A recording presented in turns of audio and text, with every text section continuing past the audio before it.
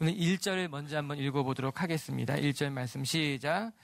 헤롯 왕 때에 예수께서 유대 베들레헴에서 나심에 동방으로부터 박사들이 예루살렘에 이르러 말하되 동방 박사들이 별을 보고 찾아올 때가 헤롯 왕 때다. 이렇게 말하면서 예수님의 탄생 스토리가 시작이 되고 있습니다.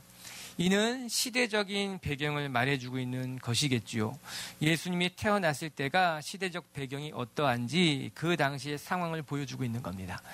누가복음을 보면 마태복음보다 좀 더 자세하게 그때 당시 시대적 배경을 말해주고 있어요. 누가복음 3장을 한번 같이 읽어볼까요? 1절, 2절인데 시작. 디베로 황제가 통치한 15해 곧 본디오 빌라도가 유대의 총독으로 헤롯이 분봉왕으로 그 동생 빌립이 이두레와 드라고니 지방의 분봉왕으로 안나스와 가야바가 대제사장으로 있을 때에 하나님의 말씀이 빈들의 사가랴의 아들 요한에게 임한지라. 이는 예수님이 사역을 시작할 당시의 시대적 배경이 어떠한지, 그러니까 마태와 누가가 예수님이 태어났을 때, 예수님이 사역하실 때의 시대적 배경에 대해서 말해주고 있는 것이에요. 누가는 그 당시 로마의 황제가 누구며, 또한 빌라도가 총독으로 있을 때, 또 그 당시에 대제사장이 누구인지까지 아주 수상하게 말씀해주고 있는 것입니다. 그럼 그 동방박사가 어떻게 예루살렘, 베들레헴까지 갔을까? 우리는 그 동방박사들에게 무엇을 배울 수 있을까? 오늘 말씀을 통해 같이 묵상해 보십시다. 여러분, 첫 번째 우리가 배워야 할 것은 동방박사들은요, 진리에 대한 목마름이 있었다라고 하는 거예요. 그리고 그 목마름에 따라서 그들은 하나님의 때를 분별할 줄 아는, 하나님의 일을 볼 줄 아는 눈을 가졌다는 거죠. 그리고 우리들도 하나님의 때를 분별하고 하나님의 것을 볼 줄 아는 영적인 안목을 가진 사람이 되어야 된다는 겁니다. 동방박사가 누구일까? 오늘 성경에 보면 동방으로부터 박사들이 예루살렘에 오매, 그래서 우리는 그들을 그냥 쉽게 동방박사라고 이야기합니다. 그들에 대한 의견은 학자들마다 조금씩 달라요. 동방박사들이 가지고 온 예물을 보고서는 아마 그 예물이 만들어진, 생산된 곳이 아라비아 반도이기 때문에 아마 그들은 아라비아에서 온 사람일 것이다. 특별히 유향과 모략은 아라비아 지역에서 나는 것이었기 때문에 사람들은 아마 이 동방박사들이 아라비아에서 온 사람일 것이다 추측하곤 합니다. 또 어떤 학자들은 이 동방으로부터 박사들이 오매, 이 박사들이 점성술사란 말이거든요. 그리고 그들이 별을 보고 찾아왔다라는 것을 보고서는 아마 이들이 천문학에 발달한 바벨론 지역에서 온 사람이 아니냐, 그렇게 말하는 학자들도 있습니다. 어느 학자의 말이 맞는지 그건 크게 중요하지 않아요. 무엇이 중요한가? 이들이 아라비아에서 왔던, 바벨론에서 왔던 그들은 이스라엘 사람들이 아니라 이방인들이었다는 것입니다. 메시아의 탄생을 예시하는 별을 보고 이스라엘까지 찾아왔던 사람들은 유대인들이 아니라, 이스라엘 사람들이 아니라 오히려 이방인들로 분류되었던, 하나님을 알지 못했던 이들이 하나님의 별을 보고 이스라엘까지 왔다는 거예요. 우리 2절, 3절을 같이 한번 읽어볼게요. 시작. 유대인의 왕으로 나신 이가 어디 계시냐? 그에게 경배하러 왔노라 하니 헤롯 왕과 온 예루살렘이 듣고 소동한지라. 유대인들은 미처 알지 못했어요. 대제사장들도 미처 알지 못했지만 그때에 이방인인 동방박사들이 별을 보고 예루살렘에 도착하게 된 것입니다. 그리고 유대인의 왕으로 태어날 리가 어디 있느냐 묻게 되자 헤롯 왕과 예루살렘에 살던 사람들이 소동이 일어났다, 당황했다는 말을 하고 있는 거예요. 여러분, 정작 이스라엘 사람들은 깨닫지 못했는데 그 당시에 대제사장들도, 서기관들도 깨닫지 못했던 것들을 이방인인 동방박사들이 깨닫고 찾아온 것이 놀라운 일인 거예요. 오늘 성경에는요, 세 부류의 사람이 등장하게 됩니다. 첫 번째는 이스라엘 사람들, 유대인들이에요. 두 번째는 대제사장이다라는 사람이 나오고 세 번째는 서기관들이 등장하게 됩니다. 유대인들은 누굽니까? 하나님이 직접 선택하신 민족이었어요. 하나님의 말씀을 직접 받은 사람, 그래서 그들은 스스로를 선민이다 그렇게 여겼던 사람들이 유대인들이었어요. 그래서 이 유대인들은 이방인들과 분리된 삶을 살았습니다. 자신들은 하나님의 택한 백성이기에 저 알지 못하는 이방인들과 구별되어야 된다고 생각했던 그런 정체성을 가진 사람들이었어요. 대제사장들은 누굽니까? 하나님의 일을 하는 사람들이에요. 한마디로 말하면 영적인 지도자요, 이스라엘 백성들을 하나님께로 인도하는 사람들이 대제사장이에요. 서기관들은 누구예요? 그 유대 지역의 리더십들이었어요. 그 사회에 책임이 있는 사람들, 그래서 존경받았던 사람들이 서기관들이에요. 재밌지 않습니까? 이처럼 하나님의 선택을 받았다고 자부했던 유대인들이, 하나님의 일을 감당해야 될 대제사장들이, 그 지역에서 존경받던 서기관들도 오히려 하나님의 때 하나님의 뜻을 분별하지 못하고 살았는데 이방 땅에서 이방인들이 하나님의 별을 보고 쫓아왔다라고 하는 것이에요. 여러분, 이것이 오늘 마태복음 기자가 우리에게 증언해주고 있는 내용이라고 하는 겁니다. 아이러니한 상황인 거죠. 평생 하나님의 백성이라 스스로 자부했던 사람들도 깨닫지 못했는데, 종교 지도자들로서 날마다 하나님의 성전에서 일한 사람들도 알지 못했는데, 이방인들이 하나님의 별을 보고 하나님의 뜻을 발견해서 찾아고 온 것이 오늘 우리가 배워야 될 중요한 메시지가 된다라고 하는 거예요. 하나님의 은혜를 받은 이들은 오히려 하나님의 때를 분별하지 못했어요. 하나님의 선택을 받았다고 자부했던 사람들도 하나님의 진리에 대해서는 무지했다라고 하는 거죠. 전 이 말씀을 보면서 제 자신을 돌아볼 수밖에 없었어요. 목사인 내가 정말 하나님의 때 하나님의 뜻을 분별하며 살아가고 있는가? 말씀을 가르치고 날마다 성전에 있는 나는 하나님의 계획에 귀를 기울이며 하나님의 계획 속에 살아가고 있는가? 여러분, 이것은 저뿐만 아니라 우리들 모두가 우리 자신을 돌아봐야 하는 내용. 우리는 하나님의 은혜를 받은 사람들이잖아요. 하나님의 은혜로 살아가는 사람들이잖아요. 그런데 정말 우리가 하나님의 뜻을 분별하며 살아가고 있는가? 하나님의 말씀에 늘 깨어 있어서 살아가고 있는가? 우리에게도 그런 영적인 민감함이 있는가라고 하는 거예요. 사랑하는 미체교회 성도 여러분, 오늘 이 말씀을 들여다보면서 저와 여러분이 동방 박사들처럼 하나님의 뜻을 볼 줄 알고 그 하나님의 뜻에 반응할 줄 아는 하나님의 사람들이 되길 주님의 이름으로 축복합니다.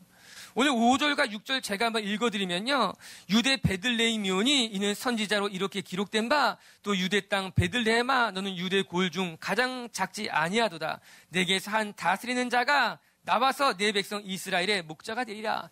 헤롯 왕이 대제사장에게 물은 거예요.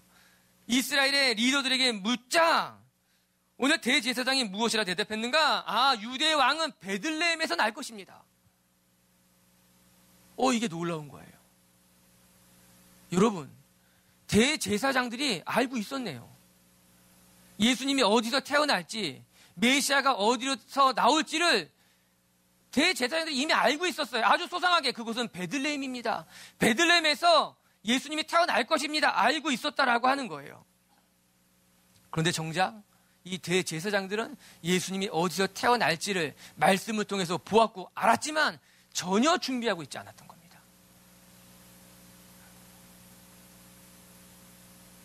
우리도 말씀을 받은 자요, 우리도 말씀을 묵상하는 사람들이지만 오늘 이 대제사장과 동일한 과오를 저지를 수 있다라고 하는 거예요. 여러분, 이 대제사장들은 하나님의 말씀을 보고 하나님의 말씀을 아는 사람들이었지만 그곳에서 하나님의 말씀을 분별하지 못했던 거예요. 날마다 말씀을 보았을지 모르지만, 날마다 말씀 속에서 가르치는 것이 무엇인지를 알았을지는 모르지만 그 말씀 속에서 하나님을 만나지 못하는 거예요. 하나님의 뜻을 발견하지 못하는 거예요. 하나님과 동행하는 삶을 살지는 못했다라고 하는 거예요. 여러분, 신앙은요, 말씀을 보는 데 있지 않아요. 말씀 속에 하나님과 동행하는 데 있다라고 하는 거예요. 단지 우리가 교회에 나오는 것이 전부가 아니라, 교회에 나온다면 이 교회 안에서 하나님을 만나고 하나님과 교제하는 것이 우리에게 필요한 일이라고 하는 거예요. 여러분, 우리가 교회에 나온다고 해서, 내가 기독교인이라고 해서, 내가 성경을 알고 내 목에 목건 십자가 걸려있다고 해서 다 되는 것이 아니라, 우리가 교회에 나와도 하나님과 교제하지 않는다면, 우리가 말씀을 읽어도 그 말씀 속에서 하나님의 음성을 듣지 못한다면, 우리가 기도해도 날마다 하나님의 뜻을 깨닫지 못한다면, 오늘 이 대제사장들, 서기관들과 다를 바가 없다라고 하는 거예요. 말씀은 보았지만, 말씀을 들었지만, 말씀에 대해서 알고 있었지만 그 말씀을 준비하지 않았던, 그 말씀대로 베들레헴에 가 있지 못했던 대제사장들과 다를 바가 없다라고 하는 거예요. 세례 요한이 무엇이라고 말합니까? 참빛이 이 땅에 오셨지만 세상이 그를 알지 못했고 자기 땅에 오셨지만 사람들이 그들을 영접하지 않았다라고 하는 거예요. 우리들의 모습과 크게 다르지 않지 않습니까? 성탄이 오고 있어요. 내일이면 성탄절이라고 말하고 있는 거예요. 우리는 예수님을 맞이해야 되는데 여러분 베들레헴에 가 있어요? 아니면 예루살렘에 있는 거예요? 예수님을 맞이할 준비가 되어 있는 거예요? 아니면 그냥 문자로만 알고 있는 것 뿐이에요? 사랑하는 미체교회 성도 여러분, 전 우리가 말씀만 보는 것이 아니라 예수님이 어디에서 태어난다고 지식적으로 아는 것이 아니라 그 말씀 속에서 예수님을 바라보면서 교제하고 하나님과 동행할 수 있는 사람들, 이 성탄절이 그냥 예수님이 태어난 날이라고 아는 것이 아니라 이 성탄절 우리가 예수님을 맞이할 준비를 할 수 있는, 그래서 베들레헴으로 나아가는 하나님의 사람들이 되길 주님의 이름으로 축복합니다.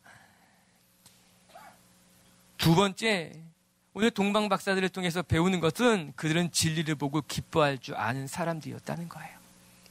예수님의 탄생을 보고 기뻐할 줄 아는 사람이었다. 우리들도 예수님의 탄생이 기쁨이 되기를 바라고 예수님이 태어난 날이 우리에게는 참 행복한 날이 되었으면 좋겠다. 우리 9절과 10절을 같이 한번 읽어볼게요. 시작. 박사들이 왕의 말을 듣고 갈새 동방에서 보던 그 별이 문득 앞서 인도하여 가다가 악이 있는 곳 머물러 서 있는지라. 그들이 별을 보고 매우 크게 기뻐하더라. 그들이 아기 별, 예수님의 별이 멈춘 것을 보고 그들이 아기 예수를 보고 크게 기뻐했다. 이 말씀을 하고 있는 거예요.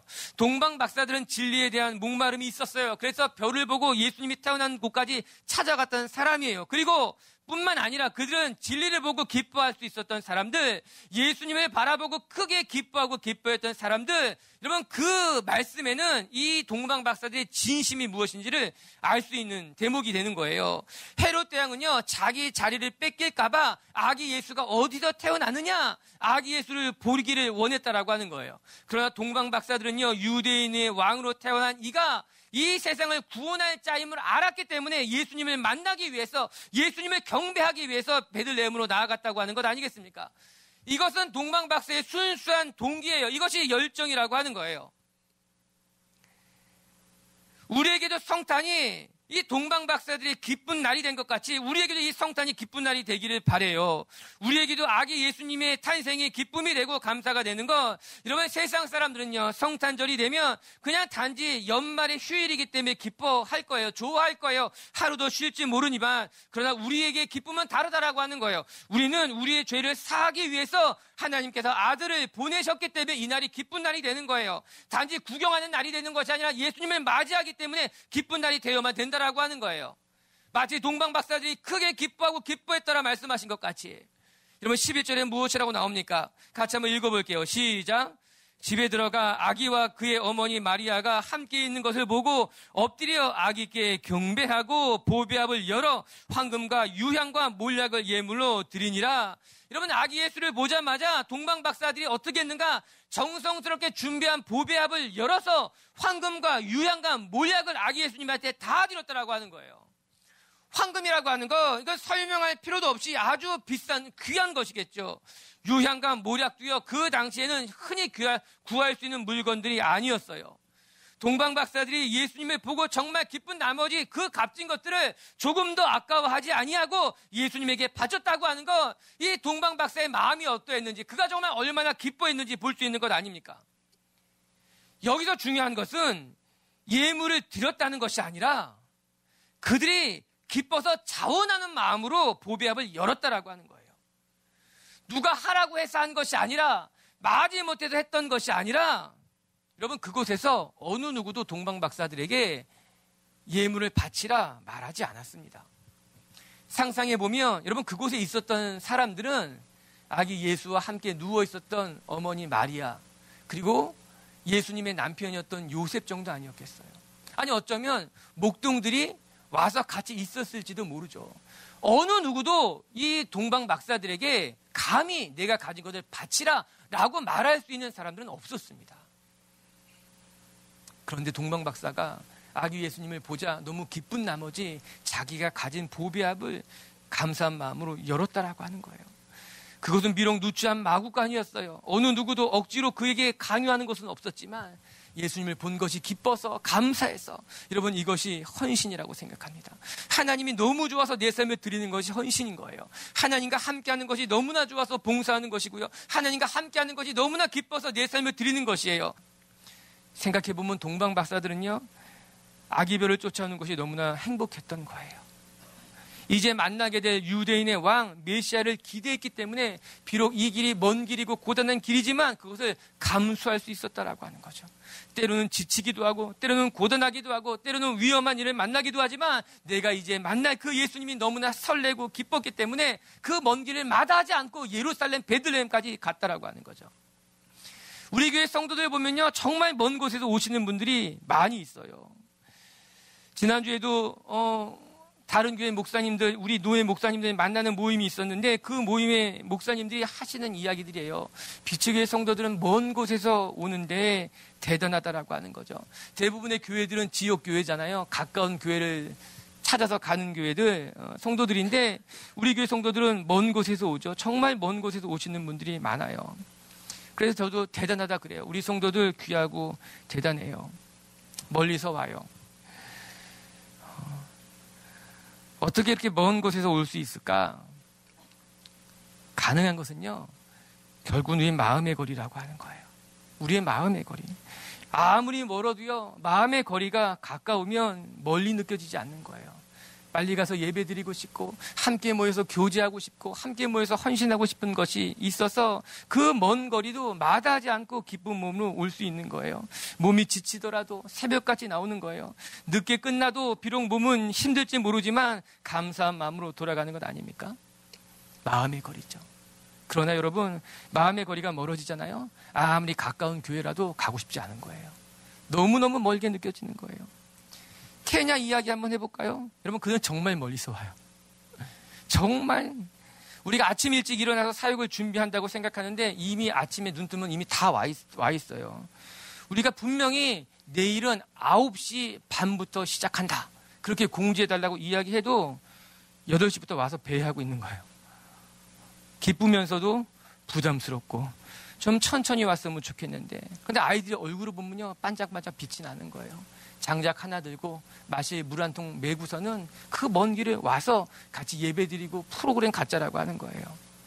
사랑하는 우리 성도 여러분, 하나님께서 우리 마음에 하나님이 주는 기쁨을 회복시켜 주시고 하나님 앞에 예배하는 것이 회복이 되고 하나님 앞에 헌신하는 기쁨이 회복되고 여러분의 삶이 다시 한번 하나님이 주신 기쁨을 회복되게 되길 주의 이름으로 축복합니다.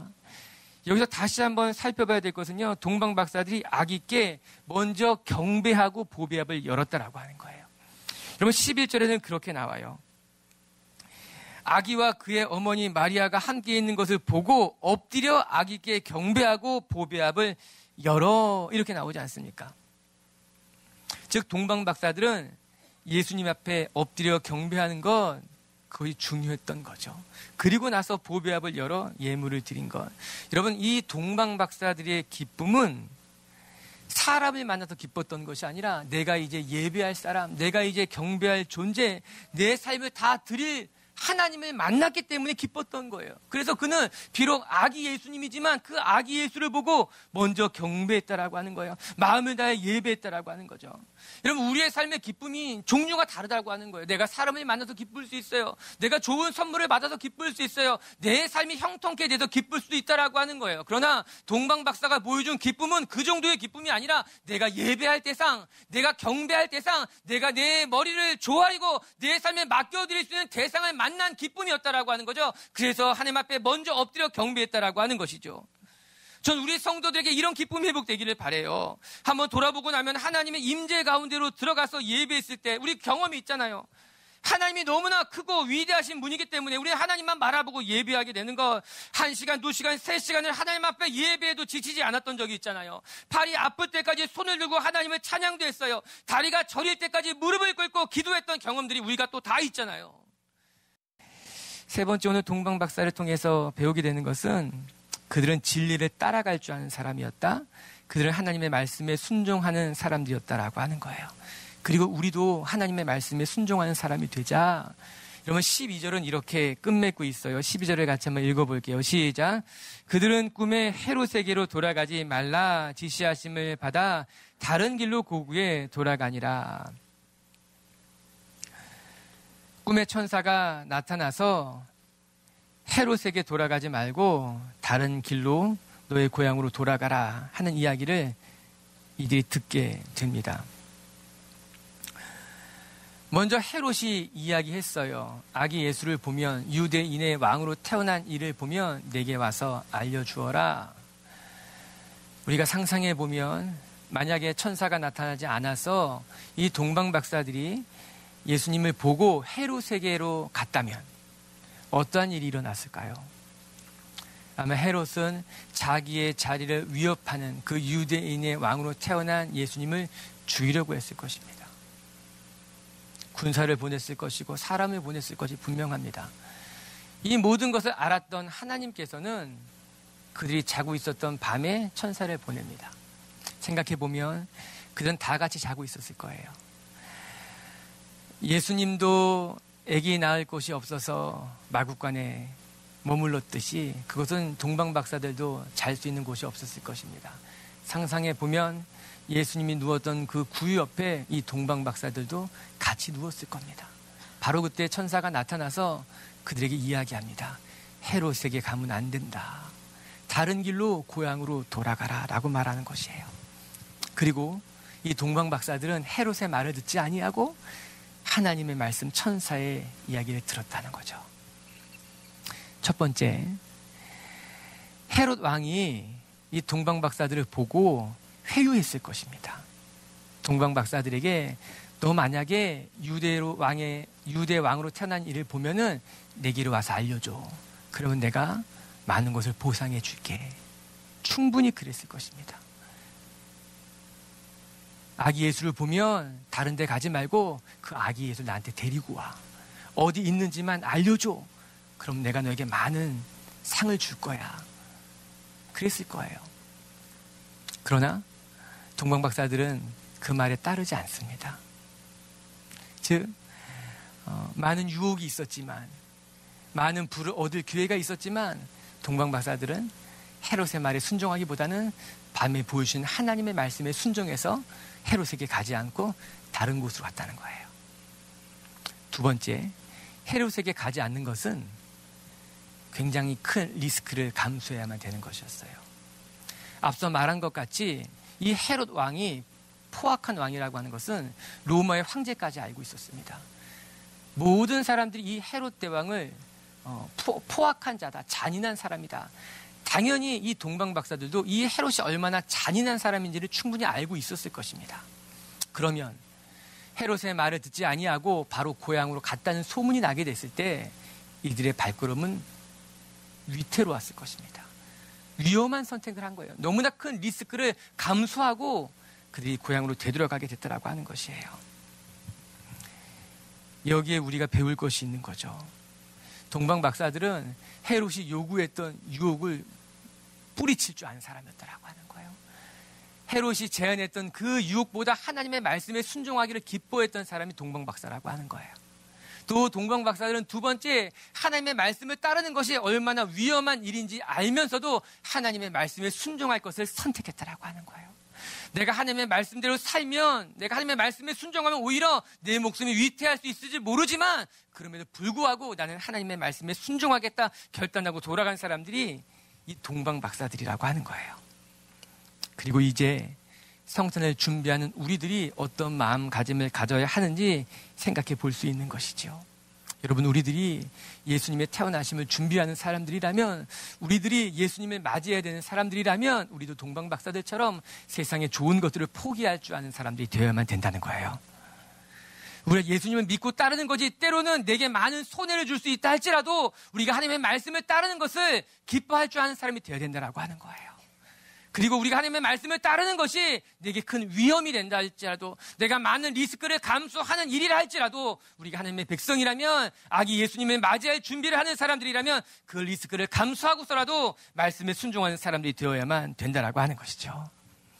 우리 빛의 교회 성도 여러분, 우리가 헤롯의 말에 듣고 헤롯의 말에 따라 예루살렘으로 돌아가는 사람들이 아니라 위험할지 모르지만, 내가 많은 것을 포기해야 될지 모르지만, 그래도 하나님의 말씀을 듣고 하나님의 말씀에 순종하는 삶을 살아가는 하나님의 사람들이 되길 주님의 이름으로 축복합니다. 말씀을 정리하십시다. 오늘 하나님께서 이 땅에 아기 예수님을 보내주시는 장면이에요. 헤롯의 때에 아기 예수가 태어나니 여러분, 모든 것에는 하나님의 때가 있다는 거예요. 인간의 눈에 보기에는 헤롯의 때가 참 적절하지 못한 때, 좋지 못한 때 같지만 그때가 하나님의 때였던 거예요. 하나님이 준비하신 때고 하나님이 계획하신 때라는 거예요. 우리 빛의 교회 성도 여러분, 내 때가 아니라 하나님께서 준비하신 때에 여러분의 삶을 맡겨드리고 분별하시는 하나님의 사람들이 되게 주님의 이름을 축복합니다. 하나님의 때가 가장 좋은 때며 하나님의 때에 우리의 삶을 다 맡겨드리면 하나님이 이루어 가실 줄로 믿습니다.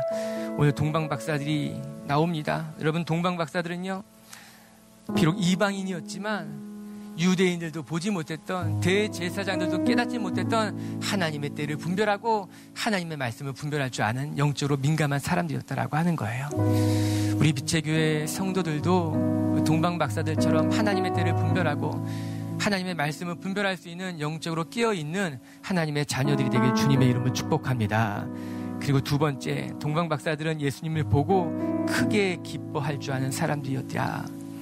전 우리 빛의 교회 성도들도요, 세상의 것을 기뻐하고 세상의 것에 우리의 마음을 빼앗기는 것이 아니라 예배하는 것이 기쁘고 하나님 앞에 헌신하는 것이 기쁜, 정말 하나님을 기뻐할 줄 아는 하나님의 사람들이 되길 주님의 이름을 축복합니다.